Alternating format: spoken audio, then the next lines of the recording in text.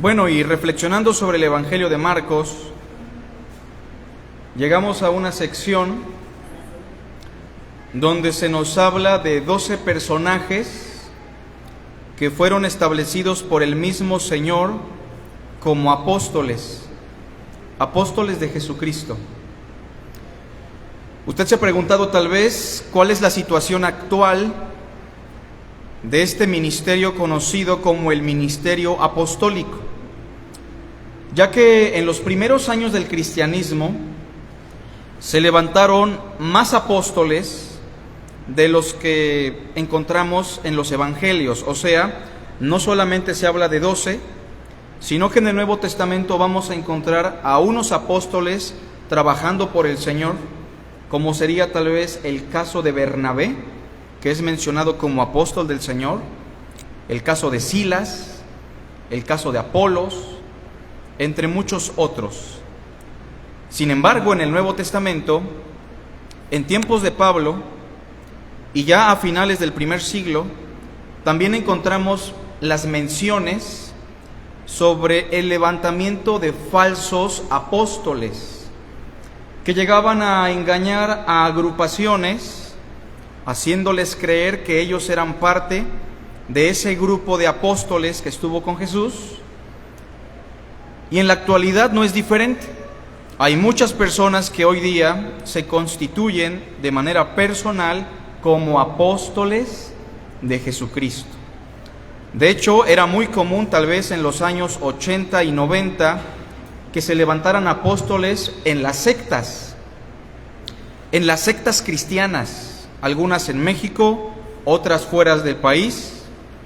Pero lo más extraño, a partir del 2000 y pico, es que ya se empezaron a levantar personajes que se nombran a sí mismos como apóstoles en iglesias cristianas, en denominaciones históricamente ortodoxas o denominaciones que son resultantes del movimiento protestante.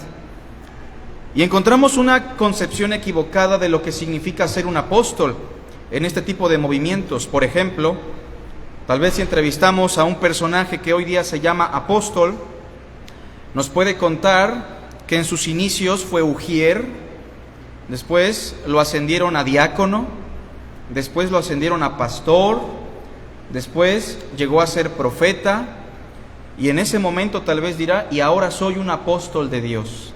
Y anhelo con ser querubín, ¿no? Que ya sería una exageración, pero parece que sí hay personas que anhelan ese rango, ¿no? Ahora bien, una de las cosas que debemos mencionar antes de iniciar con nuestro estudio o nuestra exposición es que las diferentes funciones en la congregación son simplemente eso, funciones, no son rangos. En el cuerpo de Cristo, ni en la tierra ni en los cielos, existen jerarquías. Lo que existen son diferentes funciones. En ese sentido, creo que el día de hoy podemos entender mejor esta idea de apóstol a la luz de los pasajes que vamos a examinar. Por lo tanto, hoy hablaremos de los 12 apóstoles de Jesucristo. Los 12 apóstoles de Jesucristo. Bueno, antes de dar lectura me gustaría mencionar también que la palabra apóstol es una palabra que literalmente significa uno enviado, uno comisionado. Eso significa apóstol, es la palabra griega apóstolos, que se traduce como enviado o comisionado. Tenemos algunas partes en la Biblia donde encontramos a personajes que están cumpliendo con una labor apostólica. Por ejemplo, si buscan la primera carta a Timoteo,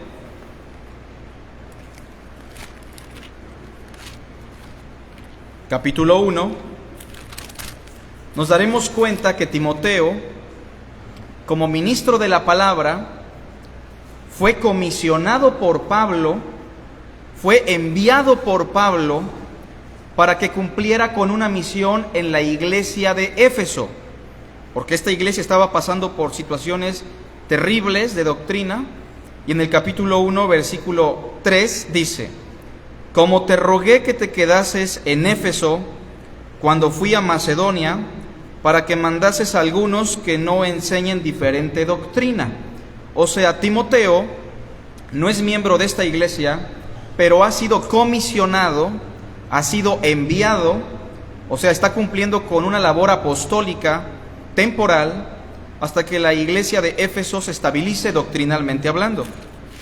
Tenemos otra especie de labor apostólica en Tito, capítulo 1, versículo 5. Ahora, a Tito le dice lo mismo, pero en otra situación. Le dice lo siguiente: por esta causa te dejé en Creta, para que corrigieses lo deficiente y establecieses ancianos en cada ciudad, así como yo te mandé. La misma situación, Tito no es el pastor de la zona, pero está cumpliendo con una labor apostólica para corregir lo deficiente y para establecer ancianos en cada ciudad. Por lo cual, hermanos, debo mencionar algo. Tenemos una definición ahí en pantalla que me gustaría explicar.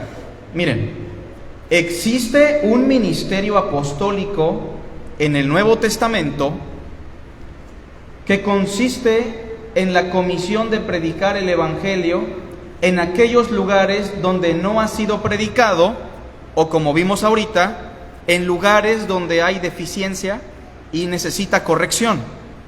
En ese sentido hay un ministerio apostólico.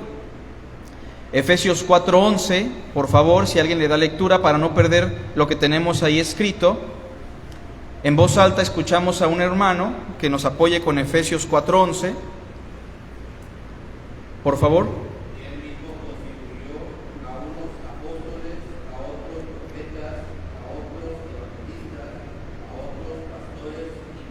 En la gama de ministros de la palabra hay una sección a la cual se le llama apóstoles, que no son precisamente y nada más los 12 apóstoles. En cada iglesia se anhela que exista un ministerio apostólico. Y no quiero que se espanten en este punto, hermanos, porque solo estamos hablando del ministerio apostólico en el buen sentido de la palabra, aquellos que son comisionados o enviados para una labor en particular. Hechos 14:14, por ejemplo, si me hace favor alguien más, nos habla de un personaje que es mencionado como apóstol, o que al menos Lucas lo reconoce como apóstol, y no era parte de los 12 apóstoles. Pero ¿por qué se le llama apóstol? Porque él estaba cumpliendo con una labor apostólica. En voz alta, por favor, quien guste. Hechos 14:14.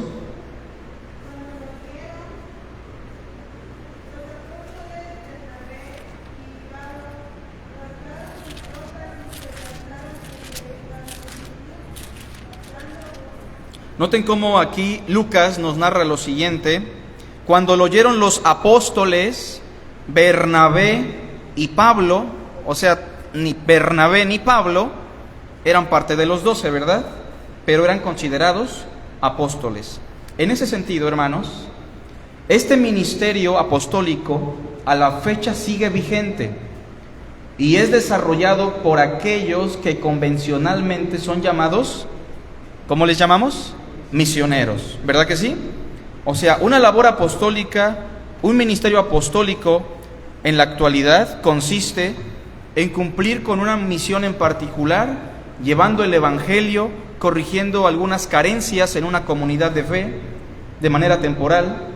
Sin embargo, el ministerio de los 12 apóstoles de Jesucristo, todos juntos, es totalmente diferente a este primer ministerio que acabamos de mencionar. O sea, una cosa son los 12 apóstoles y otra cosa es el ministerio apostólico, que convencionalmente no le llamamos apostólico para no mezclarnos con algunas corrientes que han distorsionado la idea. Ya regularmente les llamamos misioneros. Pero la realidad es que en el Nuevo Testamento a estos personajes no se les llamaba misioneros, sino apóstoles de Jesucristo. No eran parte de los 12, pero estaban desarrollando una labor misionera o apostólica. Sin embargo, hoy día tenemos distorsiones. Por ejemplo, la persona piensa que un apóstol es alguien que tiene una mayor autoridad. Mucha gente así lo ve. Se dice tal domingo va a venir el apóstol fulano, les animamos a que no falten, la iglesia llega, traen a muchos enfermos, porque tienen la idea de que aparte de tener una gran autoridad, tiene como superpoderes para sanar a los enfermos, para sacar demonios y cosas por el estilo. Y debemos desarraigarnos de esta idea porque se está mezclando con cosas que no son propiamente bíblicas. Por lo tanto, enfatizamos, existe un ministerio apostólico. Y si a un hermano de esta congregación capacitado se le comisiona para ir a tal sierra, a tal selva, a tal ciudad, para cumplir con una misión en particular, ese hermano está fungiendo como un misionero en una labor apostólica, ¿se entiende? Sin embargo, cuando hablamos de los 12 apóstoles, estamos hablando de algo muy en particular y diferente, y tenemos que distinguirlo. Bien, en ese sentido, iniciemos con la exposición en Marcos, capítulo 3.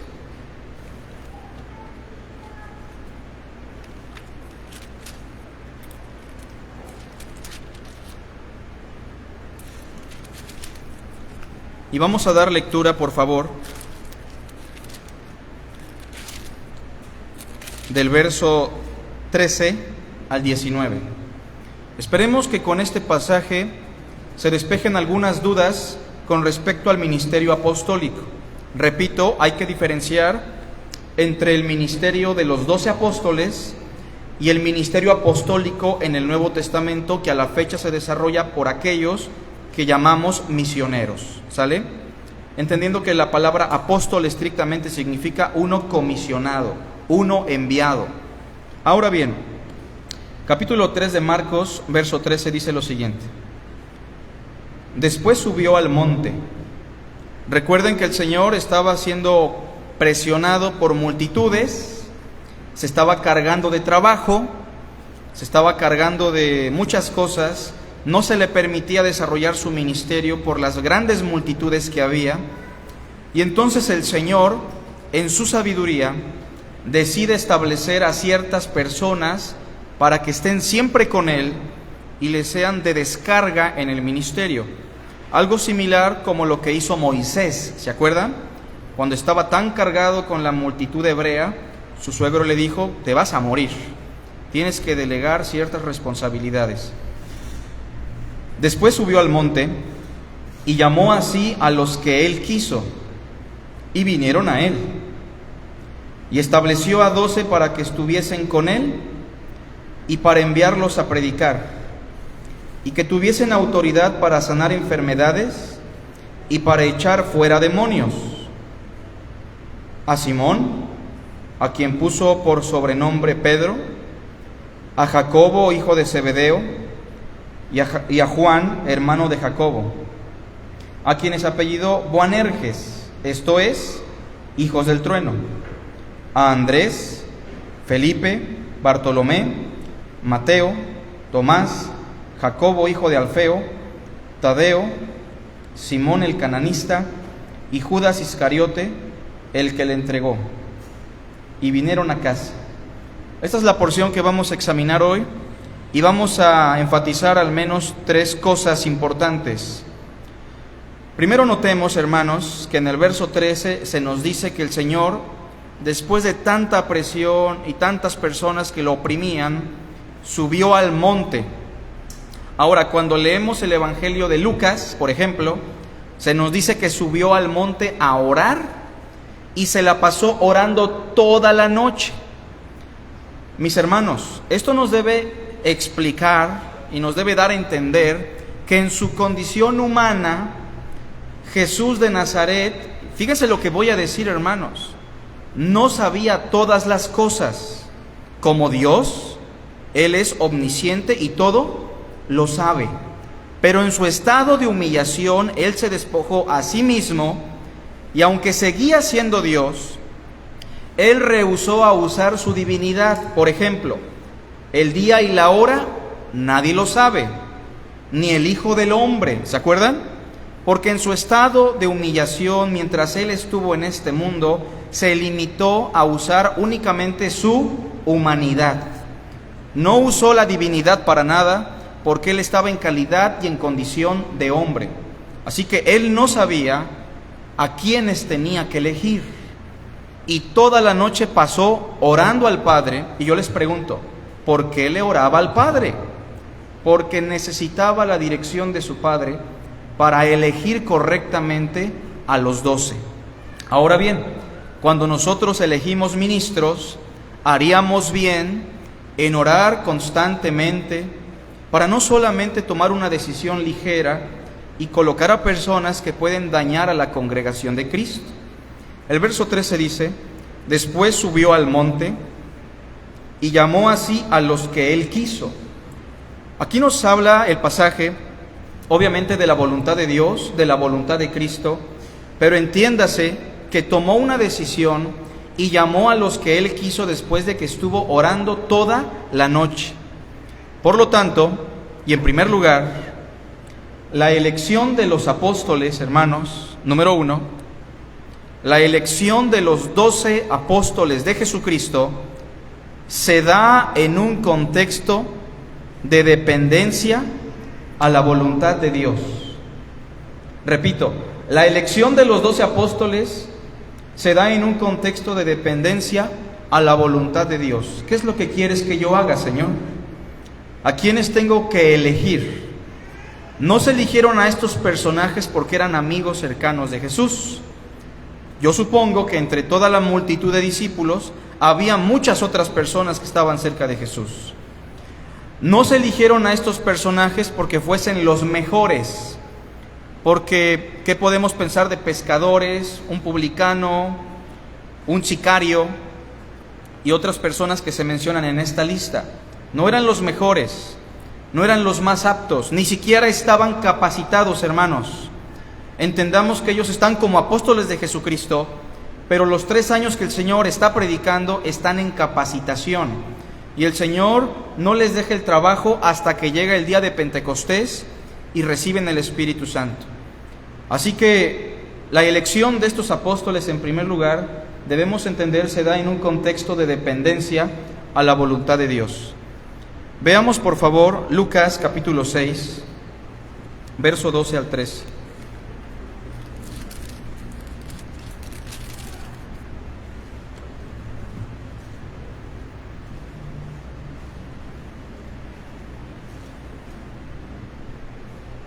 En aquellos días, él fue al monte a orar. ¿Todos juntos? Y pasó la noche orando a Dios. Era una situación importante, porque pasó toda la noche orando al Señor. Verso 13. Y cuando era de día, llamó a sus discípulos y escogió a 12 de ellos, a los cuales también llamó apóstoles. Entonces, notemos, hermanos, cómo la elección de los apóstoles se da en un contexto de la voluntad de Dios, en un contexto de dependencia a Dios.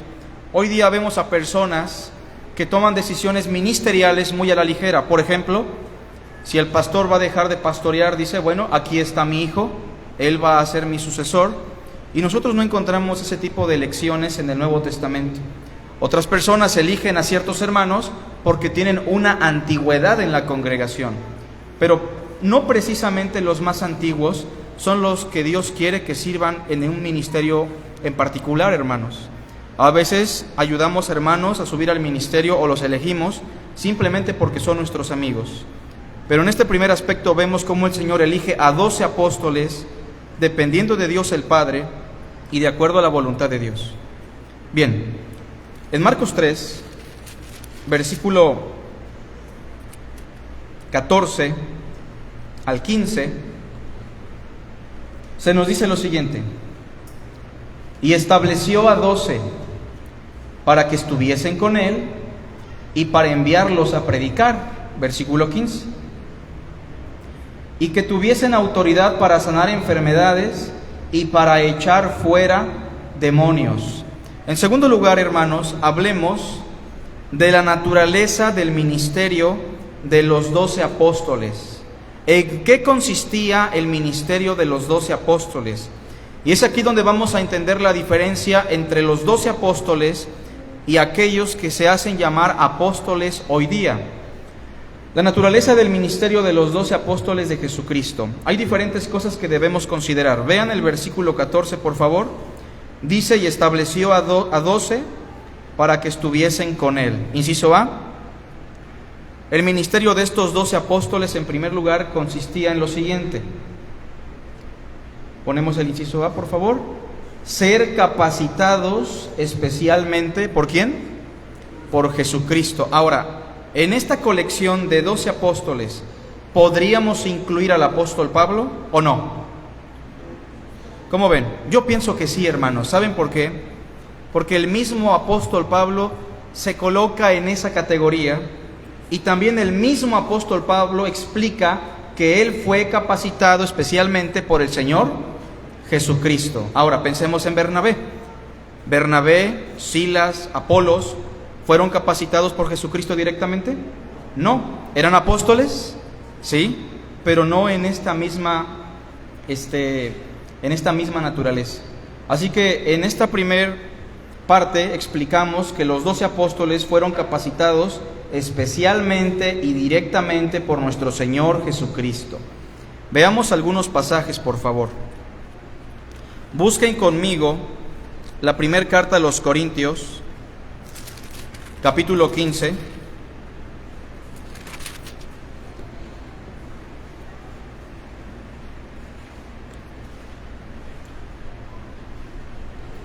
Verso 5. 15:5 de la primera a los Corintios.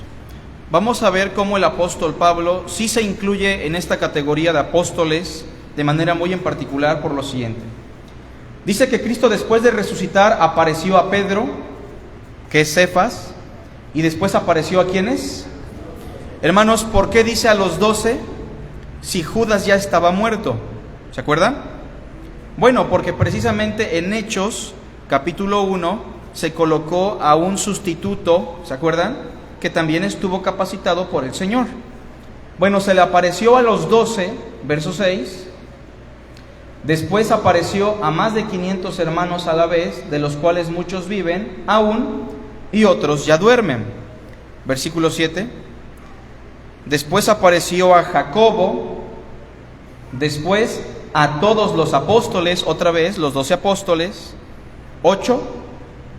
Y al último ¿de todos qué? De todos los apóstoles, como a un abortivo, o sea, ya casi estaba al final y casi muerto, me apareció a mí. Versículo 9. Porque yo soy el más pequeño de los apóstoles. O sea, podríamos hablar de Pablo como un apóstol que encaja en la misma categoría y en las mismas condiciones que los 12. Porque él mismo fue llamado al final, podríamos decir como el número 13, por el mismo Señor Jesucristo. Ahora vean, por favor, Gálatas, capítulo 1, verso 1.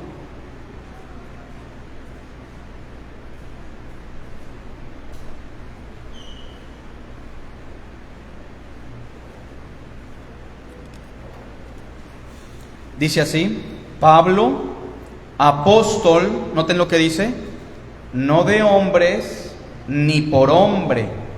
Hermanos, ¿quién comisionó a Timoteo? Pablo.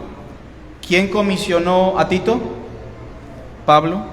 Pero aquí la pregunta es, ¿quién comisionó a Pablo? Dice, no de hombres ni por hombre, sino por Jesucristo y por Dios el Padre que le resucitó de los muertos. Capítulo 1 de Gálatas, versículo 11, hermanos. Ahora notemos en cuanto a la instrucción. Sabemos que Saulo de Tarso tuvo una instrucción antes de ser apóstol, una instrucción doctrinal farisea, pero en el ámbito cristiano, en el ámbito del evangelio, ¿quién lo instruyó? ¿Tuvo un maestro en particular? Veamos lo que dice el capítulo 1, verso 11. Mas os hago saber, hermanos, que el evangelio anunciado por mí no es según hombre, verso 12. Pues yo ni lo recibí, ¿qué dice? Ni lo aprendí de hombre alguno, sino por revelación de Jesucristo. O sea, hermanos, que en el inciso A, que vamos a poner en pantalla otra vez, debemos destacar una característica del ministerio de los 12 apóstoles. Fueron capacitados especialmente por Jesucristo. Pero el apóstol que dice ser apóstol y que llega a hacer milagros y a mover las congregaciones de la comunidad, sin duda alguna no es un apóstol de Jesucristo. Es un charlatán, es un embustero, es un falso apóstol, es un falso profeta. Inciso B, hermanos, y regresamos a Marcos 3, por favor. Vean Marcos 3, versículo 14. Primero dice: y estableció a 12 para que estuviesen con él. Y después, ¿qué dice?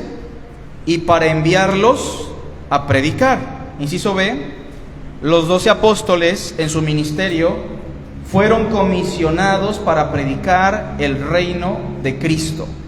Es el mismo mensaje que predicó Jesús, y una de sus funciones era predicar el evangelio de Jesucristo en aquellas regiones donde el mensaje aún no había llegado. Así que, hermanos, cuando hablamos de los 12 apóstoles, también hablamos de personas que sufrieron, que usaron sus piernas, su cuerpo, su tiempo para predicar el evangelio del reino de Cristo.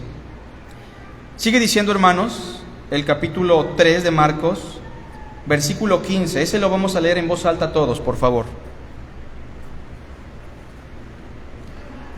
Y que tuviesen autoridad, todos juntos, para sanar enfermedades y para echar fuera demonios. Hermanos, ¿todos tenemos la potestad de parte de Dios para echar fuera demonios?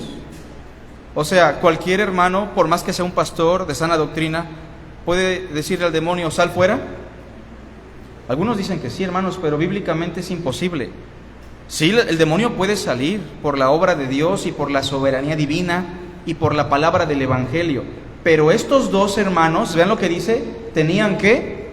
Autoridad para sanar enfermedades y para echar fuera demonios. Yo no me atrevo a llegar con un hermano y decirle, hermano, hoy se te va a restaurar tu salud. Yo no tengo esa potestad. Yo le puedo decir, hermano, voy a orar por ti, pidiendo para que el Señor te sane. No te aseguro nada, hermano, pero que el Señor haga su voluntad. Pero los apóstoles sí podían decir, en el nombre de Jesucristo, levántate y anda. ¿Verdad que sí? En el nombre de Jesucristo levantaban a personas muertas. Lo hizo el apóstol Pablo con aquel hermano que estaba durmiendo, se ve en la predicación, cayó y murió. Yo espero que aquí ninguno se me muera hoy, aunque por la dormida yo pienso que algunos sí.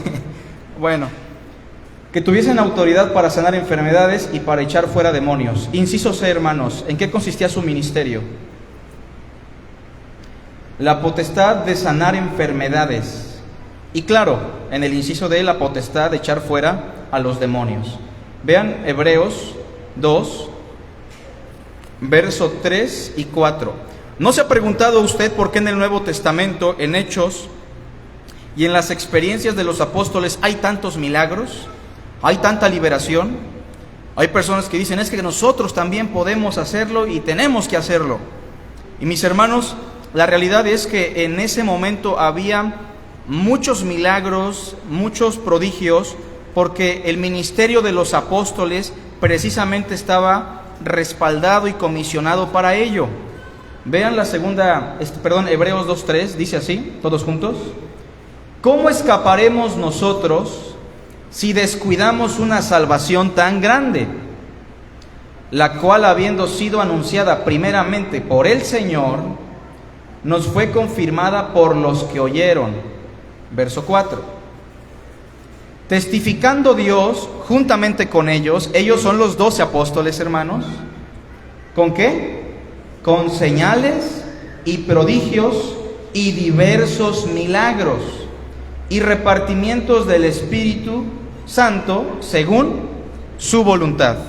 O sea, hermanos, en el testimonio de los 12 apóstoles y en el testimonio de Pablo, sí encontramos un respaldo con prodigios, poderes, milagros, sanaciones. Eso era muy común porque Dios los envió para testificar con ese tipo de señales. También tenemos otro pasaje, segunda carta a los Corintios 12, verso 11 al 12. Por favor, segunda carta a los Corintios, capítulo 12. Vean cómo el mismo apóstol Pablo define eso. Dice Pablo lo siguiente, hermanos. Me he hecho un necio al gloriarme, vosotros me obligasteis a ello, pues yo debía ser alabado por vosotros, porque en nada, hermanos, he sido menos que aquellos grandes apóstoles. ¿A quiénes se refiere? A los 12. Aunque nada soy, dice Pablo. Verso 12, todos juntos. Con todo, las señales de apóstol. A ver, hermanos, ¿cómo dice esa frase? ¿Las señales de qué? De apóstol. Si entendemos que las señales, los milagros, los prodigios, aunque existen en la actualidad y se llegan a dar por la gracia de Dios y por su voluntad, en la época apostólica eran muy comunes porque los 12 apóstoles y el mismo Pablo fueron respaldados y comisionados para testificar con ese tipo de prodigios. Y dice, las señales de apóstol han sido hechas entre vosotros. O sea, ¿cómo Pablo evidenciaba que era un apóstol de Cristo? Con las señales, con los milagros, milagros genuinos obviamente, en toda paciencia, por señales, prodigios y milagros. Ese es otro verso importante a considerar, hermanos. Inciso D, como leímos, el ministerio de los 12 apóstoles, inciso D, también consistía en tener la potestad para echar fuera demonios. Cuando Pablo ve a esta chica trabajando con sus amos en la calle, ¿sí se acuerdan? Esta chica, yo me la imagino como estas mujeres que andan en el parque leyendo la mano y adivinando cosas. Ella precisamente estaba adivinando algunas cositas y de eso mantenía a sus amos.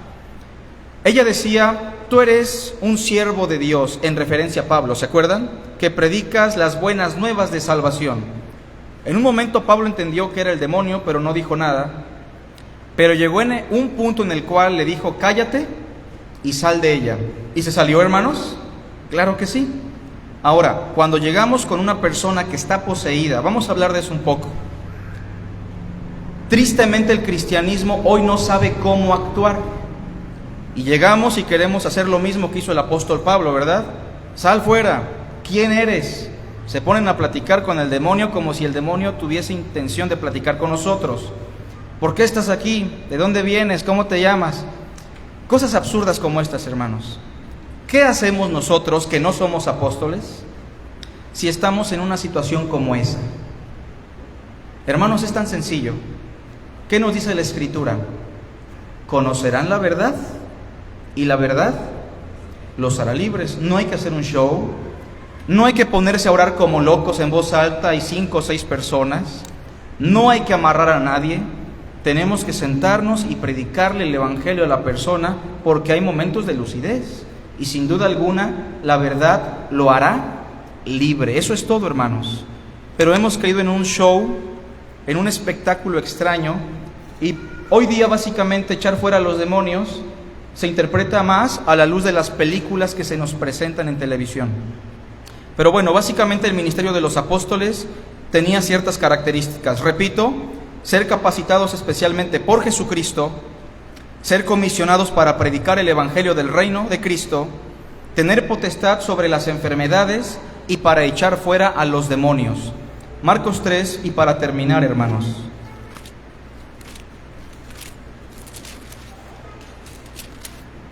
Versículo 16.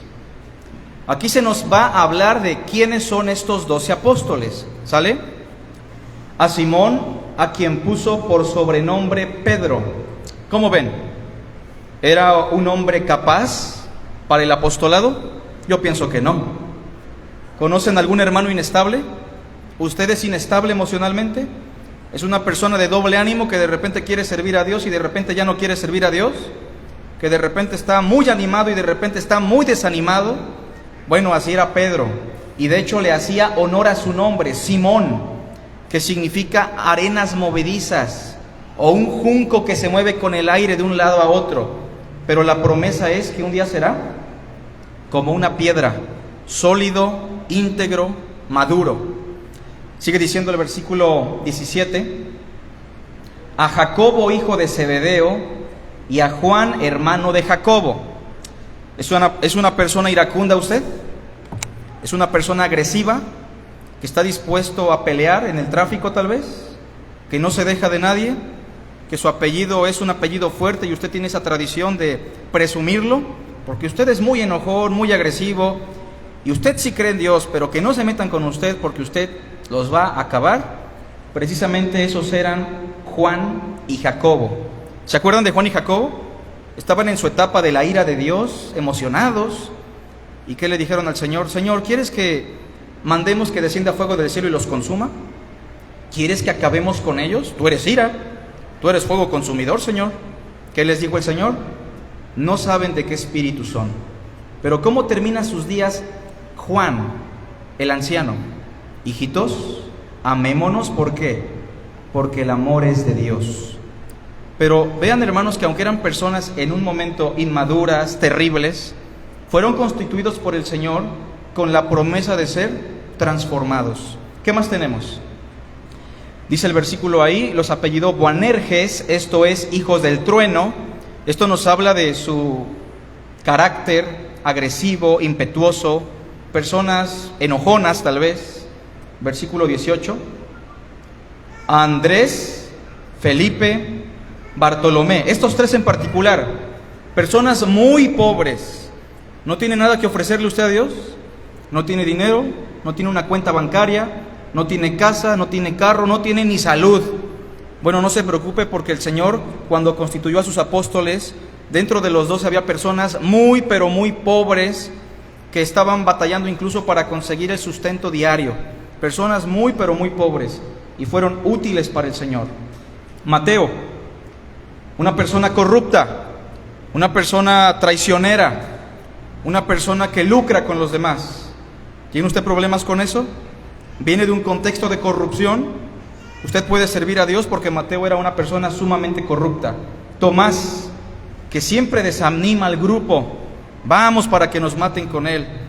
Si yo no veo las marcas, yo no voy a creer. ¿Es usted un discípulo que cuando se hace algo en la congregación dice, es que es mucho trabajo, es que es mucha labor, no creo que resulte, ya tenemos mucho que hacer? Si usted es una persona que desanima con pesimismo, usted va a ser útil para el Señor si es de Cristo, porque así era Tomás precisamente. Y tenemos otros personajes como Jacobo, hijo de Alfeo, Tadeo, Simón el cananista, que era un celote. ¿Saben lo que era un celote, hermanos? Era un político revolucionario, era un alborotador, era un sicario probablemente, personas que mataban por amor y por pasión a la política hebrea, a la nación. Por ejemplo, ¿se acuerdan de Barrabás? ¿Sí lo recuerdan? Históricamente y muy probablemente Barrabás también era un celote como Simón. Y tal vez estaba encarcelado Barrabás y sentenciado a muerte porque había cometido algunos homicidios en nombre de la nación judía. Y ustedes saben que un líder nacional o político tiene muchos seguidores. Es probable por eso que cuando dicen, ¿a quién soltamos? ¿A Jesús de Nazaret o a Barrabás? Pues un grupo de personas apasionadas por la nación dijeron, danos a Barrabás. Y si usted es un alborotador, de los que para el tráfico con sus pancartas, ¿verdad? Como lo hicieron en la semana los motociclistas, usted es una persona que tiene arreglo, solución. Estamos averiados tal vez, pero somos útiles y somos de Cristo, hermanos. Bueno, así que vamos a mencionar un poquito sobre esta lista, para que vean que no eran gran cosa estas personas. Y Judas Iscariote, el que lo entregó, como usted y yo muchas veces traicionamos a Jesús. La única diferencia es que somos verdaderos hijos de Dios y el Señor nos disciplina o nos lleva al arrepentimiento. Cuando pensamos en los 12 apóstoles, entonces, no pensamos en personas extraordinarias, pensamos en personas comunes y corrientes, y tal vez más corrientes que comunes, hermanos. Pensamos en personas que no tienen grandes capacidades, personas del vulgo y sin letras, personas como usted y como yo. Y no lo estoy animando para que usted diga, quiero ser un apóstol. Lo estoy animando para que usted entienda que usted puede ser útil para Dios en el servicio que Dios quiera para usted. Veamos algunas características aquí. Punto número 3, ¿verdad? La condición humana de los 12 apóstoles de Jesucristo. Vamos a ver quiénes eran estos personajes. Inciso A. Tenemos a personas inestables, como usted probablemente. Ya hemos dicho, tal vez usted está muy animado de repente, y de repente ya no quiere leer su Biblia, ya no quiere congregarse, ya no quiere servir a Dios, como Pedro, que de repente dice: tú eres el Hijo de Dios, el Cristo. ¿Qué le dice el Señor? Bienaventurado Simón. ¿Cómo creen ustedes que se sintió Simón? Yo creo que voy por buen camino, soy un buen apóstol, tengo una buena perspectiva. Es necesario que el Hijo del Hombre muera y sea entregado por los ancianos y resucite al tercer día. Simón lo escucha y dice: bueno, ya que estoy en una buena condición espiritual, le voy a aconsejar: maestro, no digas cosas feas, tú no estás para eso, Señor. ¿Qué le dice? En el mismo día y probablemente en la misma hora le dice: apártate de mí, Satanás. ¿Qué hay en Pedro? Inestabilidad, incongruencia, inmadurez. Pero Pedro llegó a ser útil, hermanos, ¿sí o no? Mi vida pondré por ti. ¿Y qué hizo? Lo negó. Si ustedes como Pedro, tengan en cuenta que tal vez no va a ser llamado a un apostolado, porque ya no existe ese ministerio como tal. Tal vez va a ser un misionero, tal vez va a ser un evangelista, un pastor, un maestro, un diácono, una diaconisa, una maestra. Pero entienda que usted, con todo y su inestabilidad, Dios le promete transformarlo en algún momento. Dice el inciso B: personas agresivas como los hijos del trueno. ¿Son útiles las personas agresivas? Pues claro que son útiles, no en ese momento, pero tenemos la promesa de que Dios los va a transformar. ¿Quiere, Señor, que mandemos que descienda fuego del cielo? Personas que están en una condición de constante enojo, agresividad, resentimiento, son personas que pueden terminar hablando del amor de Dios como lo hizo Juan. Dios es amor, hijitos, amémonos. Este es el mensaje de Dios, que nos amemos unos a otros. Inciso C: entre los apóstoles también tenemos a personas extremadamente pobres. ¿Sí se acuerdan, hermanos, que estaban tristes incluso nada más por no tener peces? Yo le pregunto, ¿usted se pone triste por no tener peces? Pues no, pero cuando eso es lo único que tenía para comer, claro que se pondría triste. Hay personas extremadamente pobres, y puede ser que entre nosotros hay personas con carencias económicas, que batallan con lo más básico. Pero entiendan, hermanos, que todos somos útiles delante de Dios, y tenemos la promesa de que si somos discípulos, porque, hermanos, ¿de dónde fueron escogidos estos 12? De una multitud ¿de qué? De discípulos. Si somos discípulos, aunque estemos pobres, enfermos y en la miseria, podemos ser útiles, como lo fue Andrés, Felipe y Bartolomé. Inciso D: también se nos habla en este pasaje de personas corruptas. Si usted es un discípulo del Señor y sigue haciendo tranzas, sigue mintiendo, su trabajo es corrupto, le animamos a que se arrepienta, pero tiene la promesa de que Dios lo va a transformar, lo va a disciplinar, porque Dios no es un padre irresponsable, y Dios quiere que usted le sirva un día y sea honesto con Él. Inciso que sigue, por favor. Tenemos a personas pesimistas como Tomás. Tal vez usted sirve al Señor con mucho pesimismo, lo que le toca hacer es una carga. Bueno, yo le animo a que considere esa perspectiva, pero Dios le promete que lo va a transformar y va a cambiar su perspectiva con respecto al servicio de Dios. Con todo y que usted sea una persona pesimista y que desanime a otros discípulos. Siguiente inciso, F. Tenemos a personas alborotadas, personas que si hay un problema en la comunidad, en la ciudad, hacen sus huelgas, se pelean con las personas que están en autoridad en la ciudad. Mis hermanos, Simón el cananista o el celote era una persona que probablemente incluso debía vidas por amor a la nación. Era una persona que vivía en cuestiones políticas defendiendo al judaísmo, y probablemente aquí tenemos a personas amadoras de algún partido político que tienen más pasión por un partido que por el Señor, que por un candidato que por el Señor Jesucristo. Les animamos a que consideren, pero ustedes pueden ser útiles como lo fue este apóstol. Y por último, hermanos, a personas traicioneras. No importa cuánto le falle usted al Señor, si es un discípulo, el Señor lo va a transformar y vamos a experimentar su disciplina, pero todos somos útiles en el pueblo del Señor, hermanos. Así que con esto me gustaría terminar diciendo que los 12 apóstoles tuvieron una labor especial y particular. Fueron llamados por Cristo, pero eran personas muy comunes como nosotros, sin ningún poder excepto por la gracia de Dios. Ahora bien, si debemos ser cuerdos y decir que hay apóstoles en otro sentido, misioneros que son enviados, comisionados a predicar el Evangelio, pero regularmente este tipo de apóstoles no están en las congregaciones bonitas, no están sacando demonios y haciendo milagros. Estos apóstoles genuinos están en la selva, están en pueblos bañados por el Islam, están predicando en lugares donde su vida corre mucho riesgo, están probablemente en los desiertos, en las comunidades más marginadas y pobres, en las sierras. Estos son verdaderos apóstoles en un sentido, fueron comisionados por Dios, y si el Señor nos lo permite, tal vez algún día tengamos aquí un misionero que nos pueda bendecir con su labor. Vamos a hacer una oración, hermanos. Gracias, Padre, por tu hermosa palabra. Bendícela a nuestro corazón. Guíanos, Señor, a la transformación.